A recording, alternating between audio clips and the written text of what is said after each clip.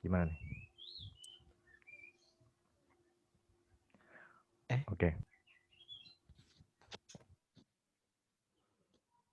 oke. Apakah kendala administrasi itu merupakan kendala serius dalam perusahaan? Dari beberapa info yang pernah bekerja di beberapa perusahaan, baik nasional dan multinasional, ternyata administrasi menjadi masalah yang nyata terjadi saat ini dan terkesan dibiarkan saja. Tapi nyatanya suatu ketika pimpinan organisasi meminta laporan suatu aktivitas untuk keperluan analisa dan ternyata tidak dapat disediakan dengan baik, itu berarti sedang mengalami atau bisa dikatakan administrasinya sedang bermasalah. Eh, Pakai contoh nyata masalah administrasi yang sekarang lagi memburuk, yaitu ketika pemerintah membuat kebijakan bantuan terdampak pandemik COVID-19 di mana data penerima tidak akurat sehingga sulit untuk memastikan jumlah penerima dan menyalurkan bantuan tersebut.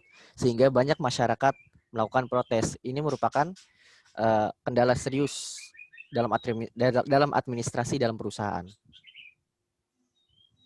Oke. Kemudian pertanyaan selanjutnya yaitu, apa hubungannya administrasi dengan kinerja karyawan?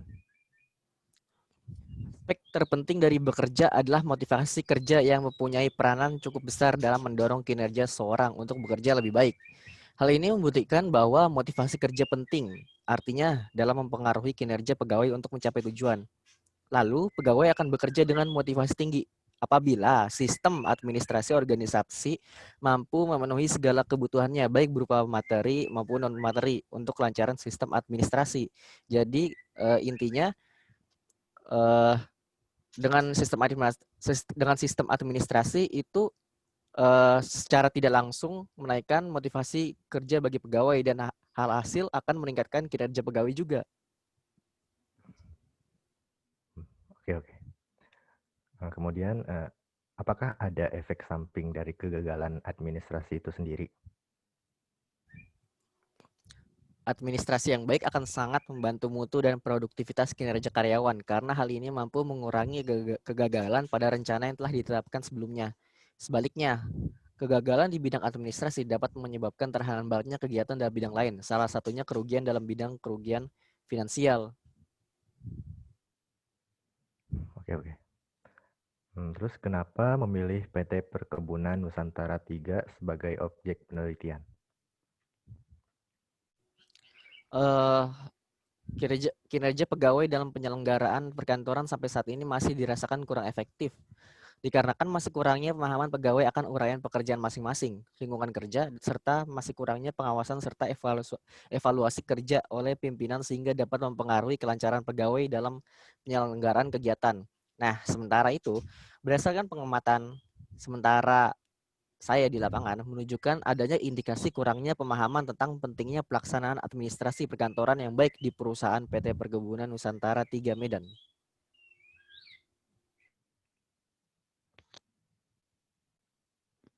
Oke, terima kasih jawabannya.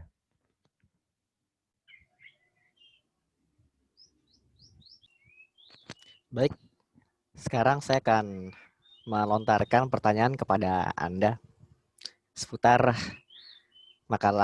karya ilmiah Anda pada bab 2. Yang pertama, di sini Anda membahas perihal komunikasi. Menurut Anda, bisakah suatu bisnis berjalan tanpa adanya aktivitas komunikasi? Tidak, sebab komunikasi itu sangat vital, bukan hanya dalam bisnis, namun juga kehidupan. Tanpa komunikasi, kita tidak bisa saling mengerti satu sama lain, apalagi menjalankan aktivitas-aktivitas organisasi. Oh, yang kedua, tadi Anda menjelaskan ada komunikasi verbal dan nonverbal.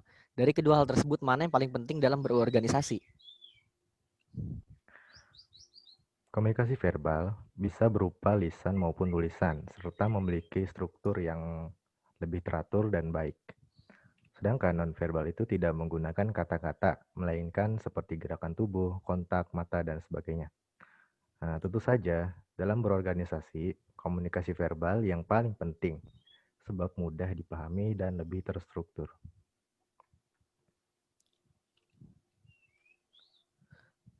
Yang ketiga, menurut Anda, mengapa PT Asuransi Jiwasraya cabang Medan ini memiliki kinerja karyawan yang kurang maksimal?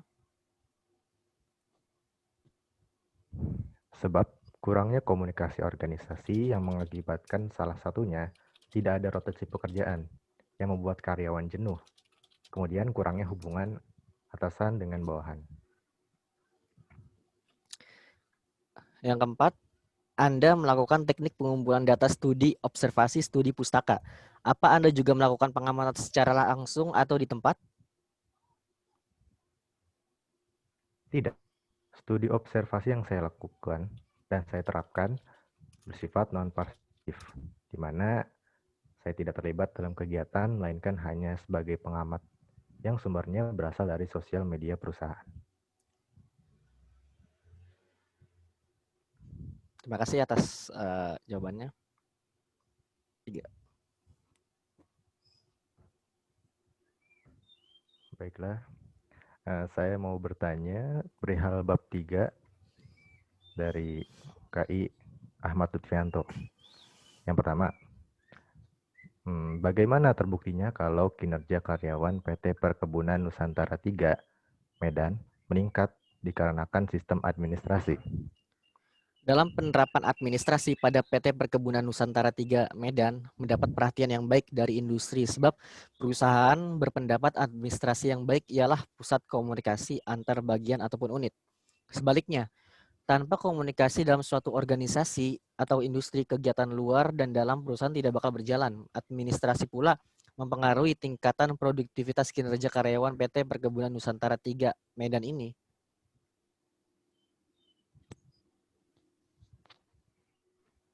Kemudian, kenapa analisa kasus diawali dengan 4 faktor, seperti perencanaan, perorganisasian, kepemimpinan, dan pengendalian? Karena jelas bahwa manajemen dalam sebuah organisasi memiliki 4 fungsi dasar yang digunakan untuk mengelola sumber daya organisasinya sehingga mencapai sasaran yang ditentukan secara efektif dan efisien.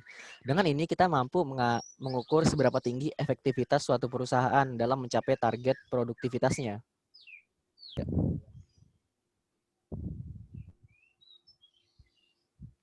Baik, terima kasih atas jawabannya.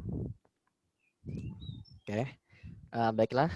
Sekarang giliran saya yang akan bertanya untuk perihal bab 3 di karya ilmiah Anda. Yang pertama, bagaimana bisa pendapatan perusahaan ini selalu meningkat setiap tahun, padahal masih memiliki masalah dalam kinerja karyawan?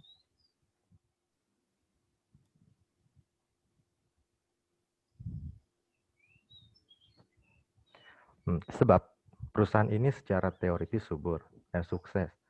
Namun masalahnya mereka tutupi dengan bertindak cenderung otoriter dalam mengejar target produksi. Padahal jika mereka melakukan perusahaan layaknya rumah kedua bagi anggota perusahaan, pasti akan lebih sukses lagi. Yang kedua, dari hasil analisis yang ada, selain komunikasi, masalah apa saja kah yang menurunkan kinerja karyawan?